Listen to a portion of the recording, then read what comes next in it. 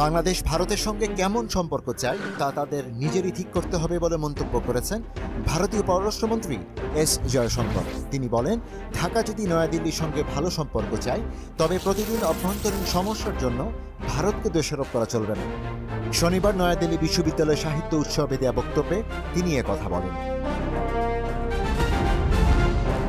জয়শঙ্কর বলেন, বাংলাদেশের অন্তর্বর্তী সরকার যদি সবকিছুর জন্য ভারতকে দোষারোপ করে তাহলে সেটি গ্রহণযোগ্য হবে না। একদিকে ভারতের সঙ্গে সুসম্পর্ক চাওয়া, অন্যদিকে প্রতিদিন ভারতকে দোষারোপ করাটা ঠিক নয়। এক্ষেত্রে বাংলাদেশকে সিদ্ধান্ত নিতে হবে বলে জানান ভারতীয় এ পররাষ্ট্রমন্ত্রী।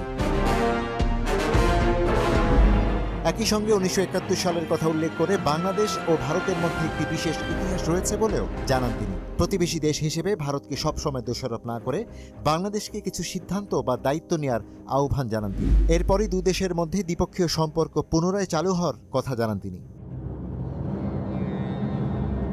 এর আগে হাসিনা দেশ ছাড়ার পর থেকেই বাংলাদেশ ও ভারতের সম্পর্কে এক ধরনের টানাপোড়েন চলছে। হাসিনাকে আশ্রয় দেয়া সহ ভারতীয় মিডিয়ায় বাংলাদেশ সম্পর্কে মিথ্যা তথ্য প্রচারের ফলে দুই দেশের মধ্যে বিদ্বেষের পরিমাণ বাড়তে থাকে।